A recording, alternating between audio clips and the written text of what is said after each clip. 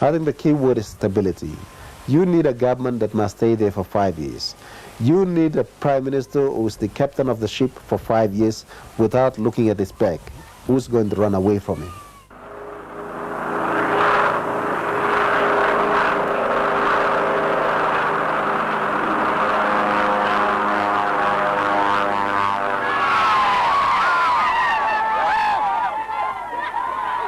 So the Papua New Guinea chapter began on the 16th of September 1975. All corners of the country took part in the independence celebrations by staging their own festivities.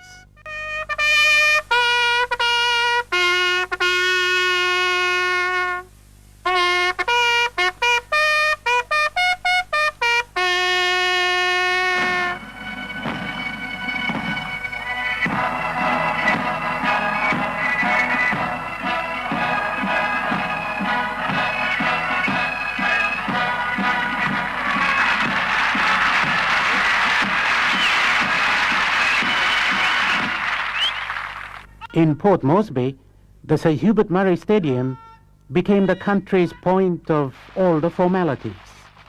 The lowering of the Australian flag signaled the end of the colonial era.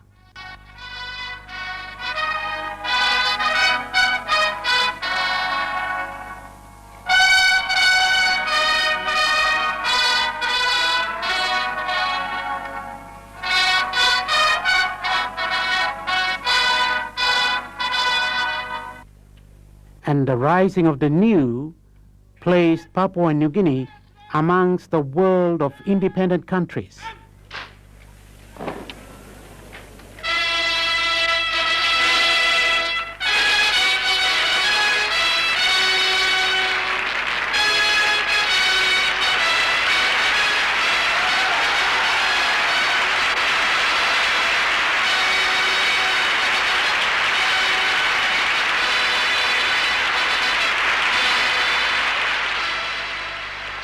It was an exciting time. Why not? Independence is not like an election. It comes only once. And to be part of it was a privilege, a moment of great expectations. It was also an emotional time. Looking back, in '61, when I first invested the independent state of Papua New Guinea and its flag and its national anthem and its constitution, when people sort of slammed me and said I was rather communistic minded, I was rather pinkish or reddish, I was extremely left, that I was a man ahead of my time, I did not dream that I would be able to live through those turmoil days to witness this. A lot of people in this country thought, well, we wouldn't be able to do it. They were talking in terms of 2 or 3 decades, while I was talking in terms of few years. Papua New Guinea is a political democracy. Politics and politicians have been a dominant part of the 20 years as an independent nation. The political events that preceded self-government and independence remain a closed chapter.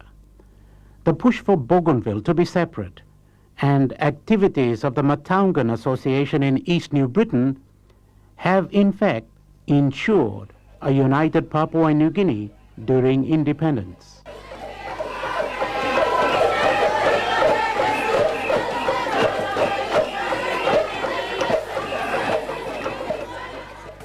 Mr. Deputy Speaker, listen.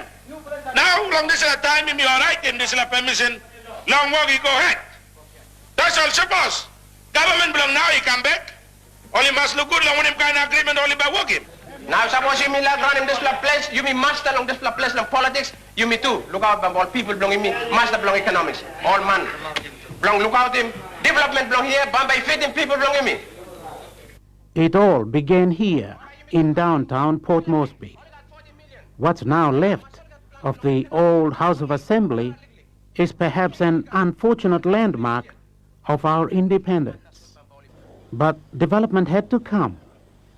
The country's new 26 million kina parliament at Waigani is a culmination of modern technology and Papua New Guinea tradition.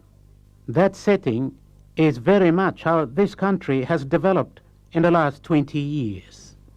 A Westminster democracy and its cost, Melanesian ways that have led to more indecisiveness than consensus, and traditional beliefs that have clashed with Western laws. Put all of those into a mixing pot, and the result has been something like this. Incredible progress in the physical development of the country and in the lives of the people. Papua New Guinea's democracy has withstood tests that are the envy of many African countries. And given the vast resources, this land is blessed. But along the way, a new vocabulary called compensation has become part of the people's conversation. A work pattern called corruption has apparently made inroads into high places. And Papua New Guinea's biggest threat to its future prosperity and stability are Bougainville today and law and order.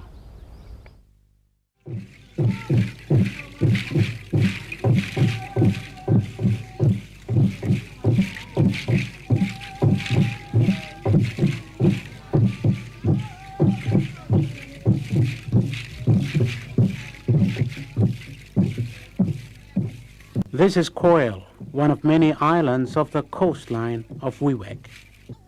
Less than 1,000 people live on the island. This big day is to mark the opening of a new guest house, the first such on the island, built by a couple.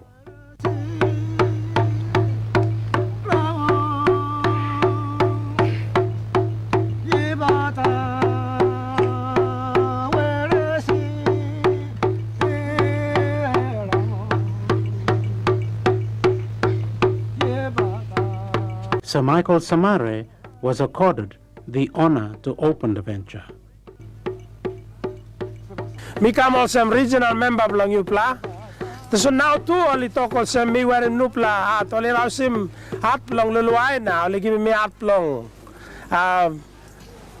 Kukura belong Peles long province.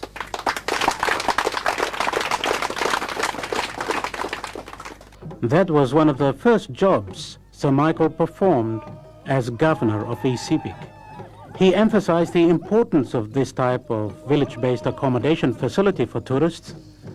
Under Sir Michael, tourism is to become a priority and developed as a long-term industry. Sepik only write him long book.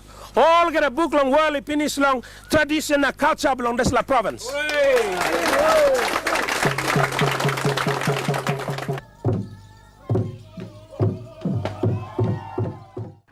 You're still with the report. The Prime Minister was in Wewak recently to witness and co-sign an agreement on the amalgamation of the Kindy Teachers College with Divine Word University. This means that the college will now produce teachers with bachelor degrees in both primary and special education. It has never been a better week for the Prime Minister, as was on Saturday the 23rd of August, when he revisited the St. Benedict's Kindy Teachers College in Wewak. This time he came to witness and co-sign an agreed statement on the amalgamation of the Teachers College with Divine Word University.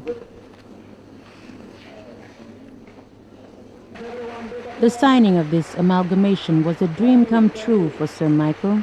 A former teacher himself, he was pleased with the concept of St. Benedict's becoming an educational faculty of the Divine Word University. The college will now produce teachers with bachelors of degree in both primary and special education.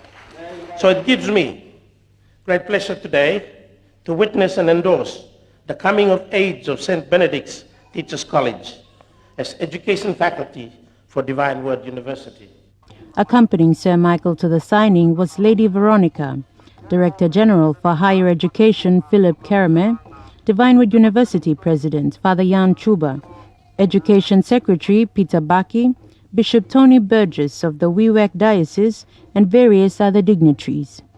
Father Jan said that this agreement had already proven itself through producing quality higher education courses that are directly focused on the needs of the country. It is good to see our Prime Minister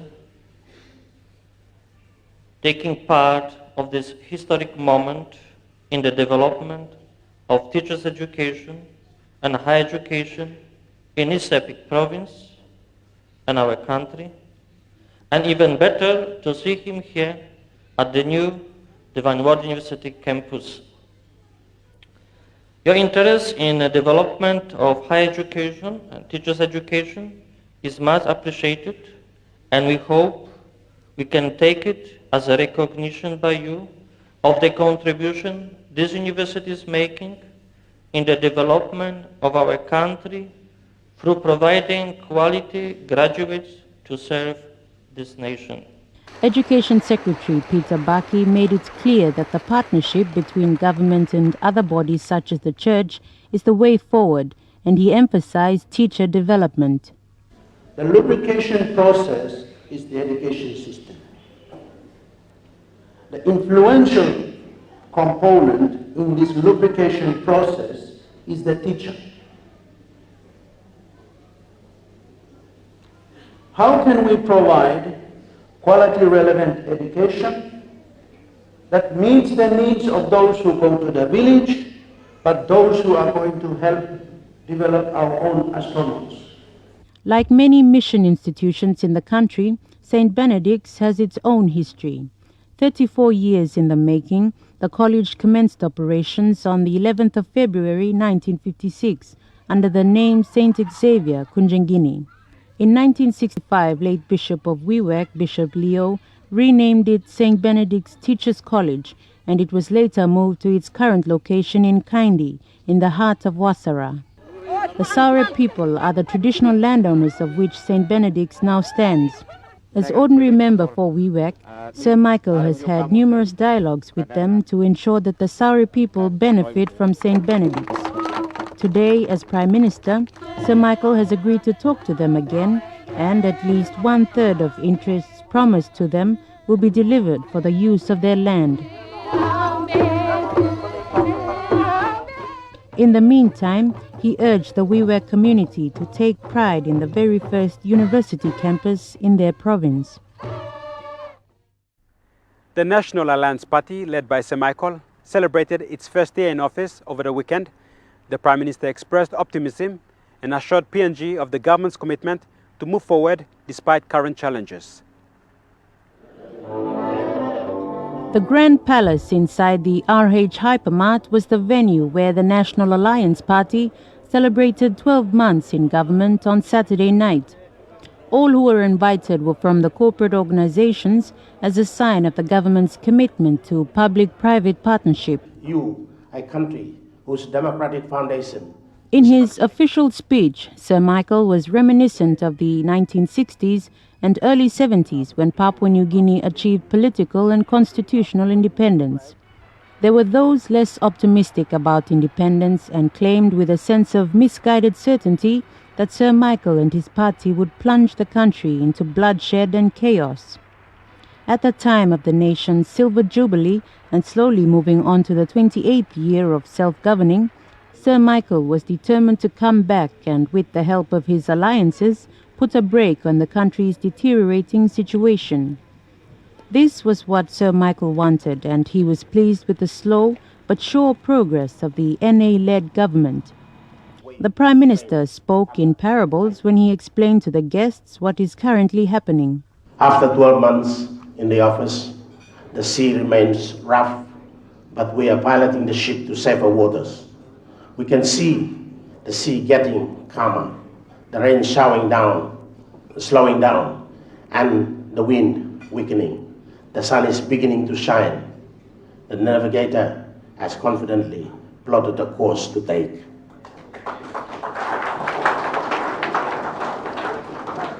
The crew is comprised of seasonal sailors and qualified seamen who are confident in handling their assigned responsibilities and working together as a team to get the ship safely to its destination.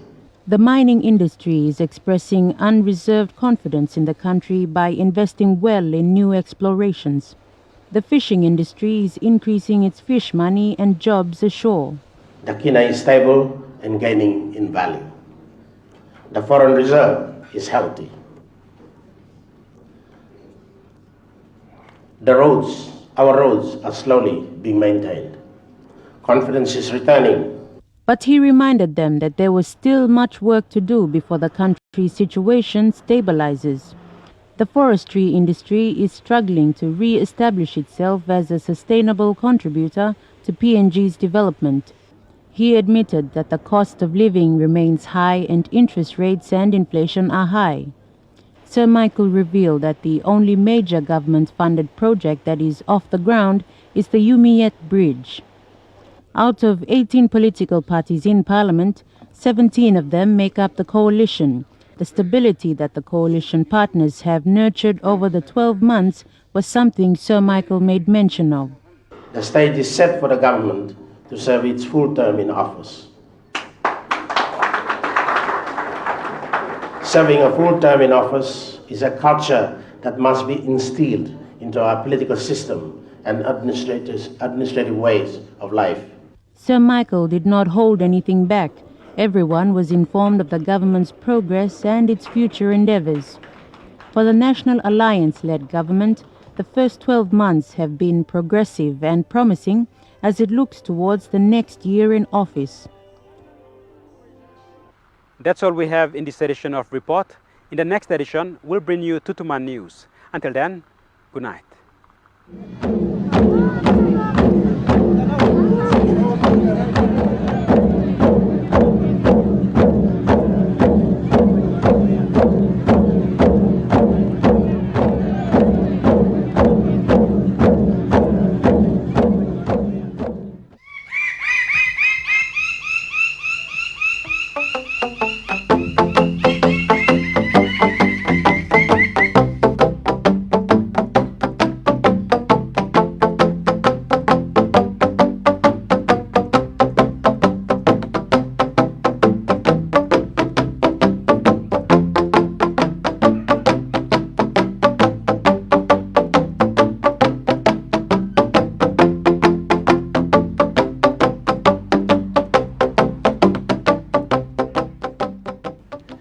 Good evening, everyone.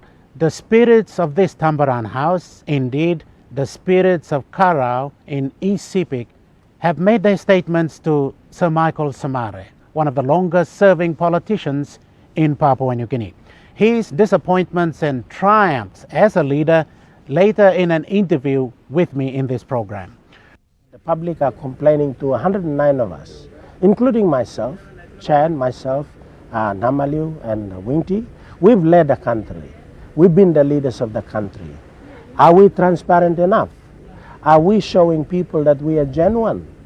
Are we giving the direction that the people should follow our examples?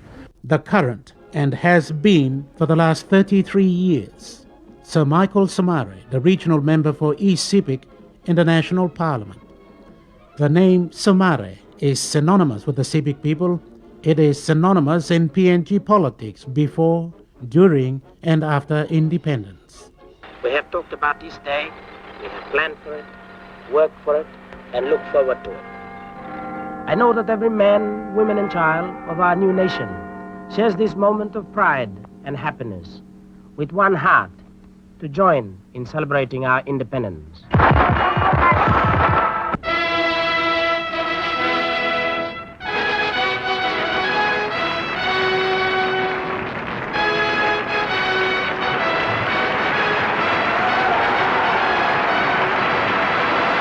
A lot of people in this country thought, well, we wouldn't be able to do it.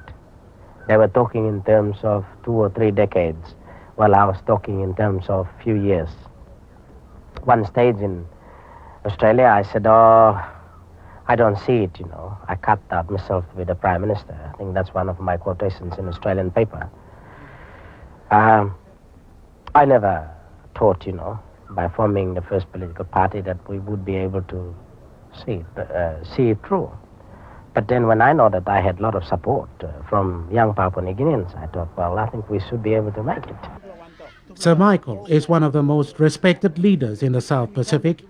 He emerged to the PNG political helm at the time of Ratu Sir Kamesa Samara of Fiji, Gough Whitlam of Australia, Robert Muldoon of New Zealand, and at a much later time, Father Walter Linney of Vanuatu and Solomon Mamaloni of the Solomon Islands. Many call him the Chief, a phrase of respect and high placing in society. Others call him the Father of the Nation. Sir Michael was the Chief Minister before independence and the first Prime Minister after. During his lifelong political career, he held a number of other positions, among them Foreign Affairs, Opposition Leader, and Governor of ECBIC. Yes, he's been a backbencher on both sides of the House too. More has been documented about Sir Michael before and after independence.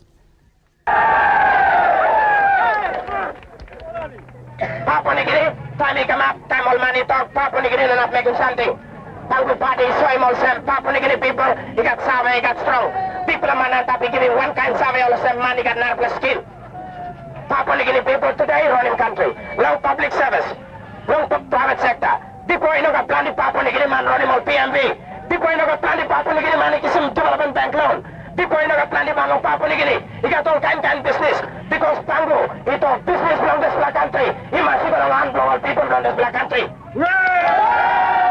We've achieved certain things, but we haven't achieved everything.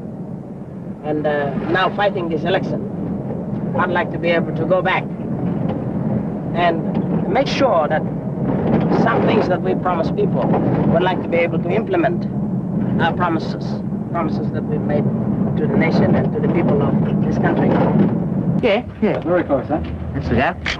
I thought we've been close. Yeah, we've been this close together. Yeah. Well, do you want us to kiss each other too? Well, I mean, that might be a good picture. Thank you, Sir Michael, for talking to us. 25 years on, and you've been associated with it all the way through. How do you feel on this day?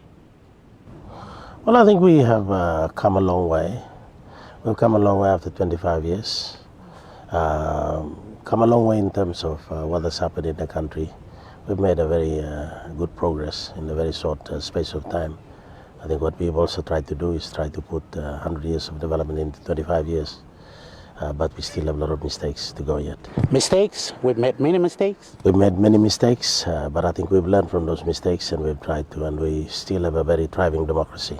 That's something which is very important. Threatened though, over time? Threatened from time to time, but I think Sunline, yes.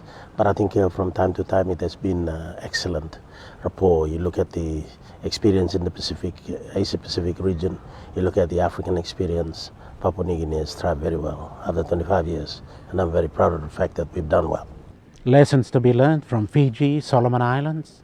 Yes, I think there are a lot of lessons to be learned about, their type of development and what they're doing and so on and so forth.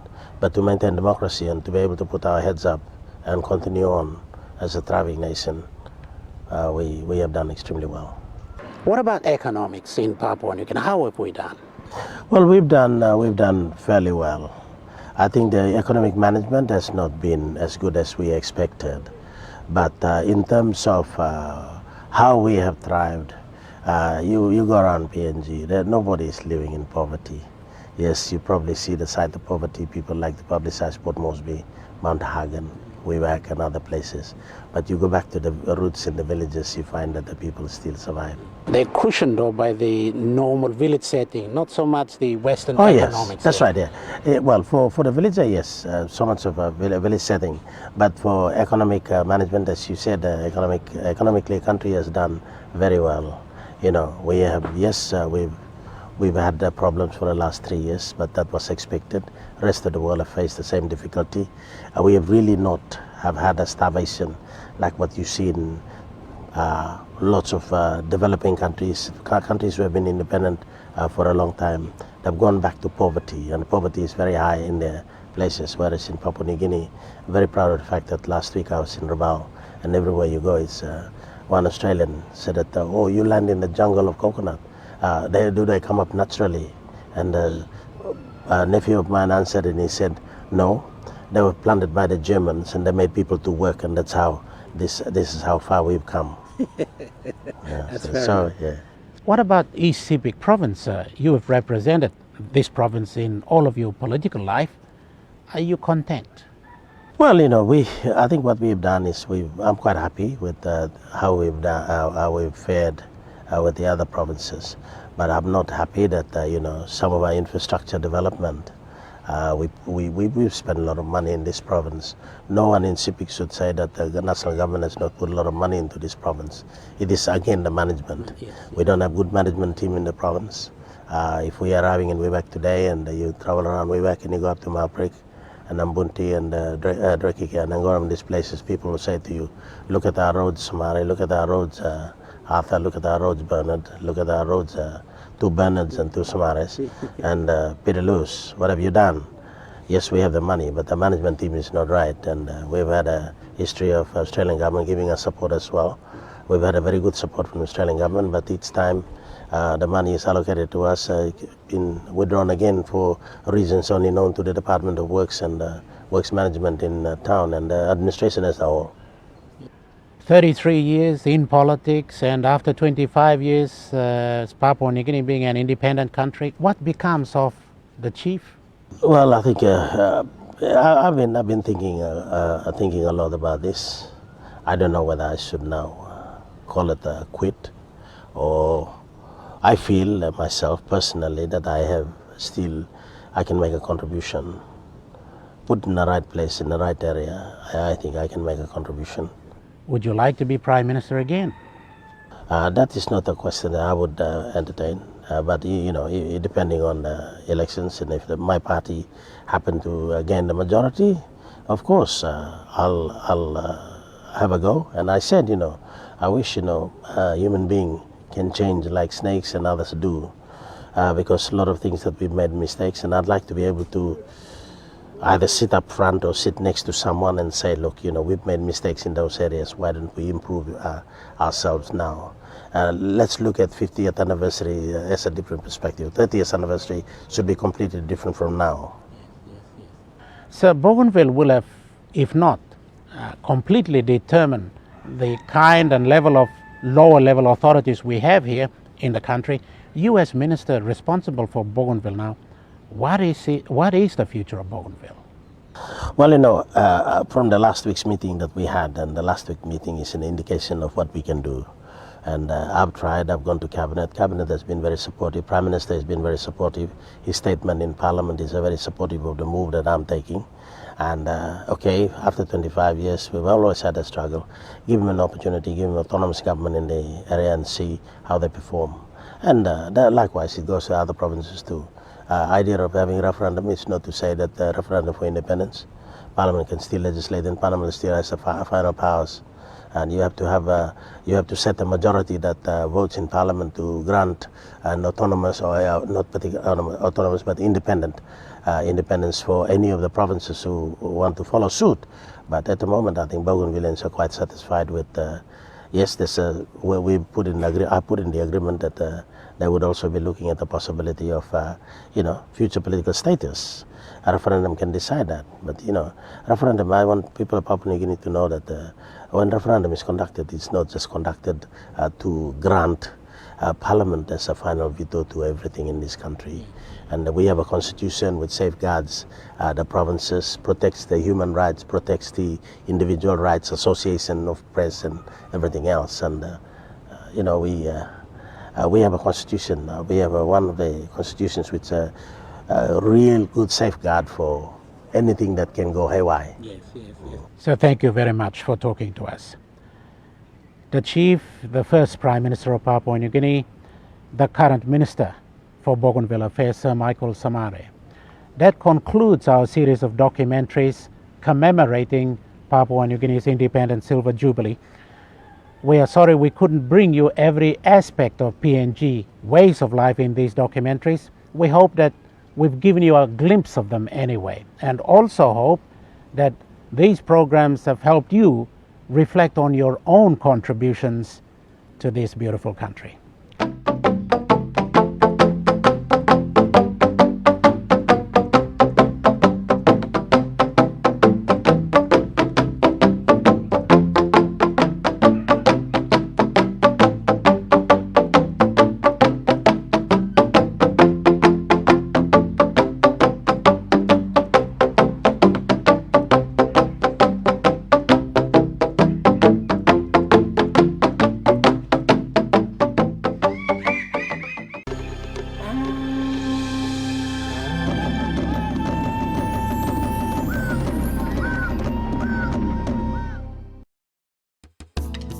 The National Statistical Office wishes to inform the general public throughout Papua New Guinea that structural listing for the 2021 national population and housing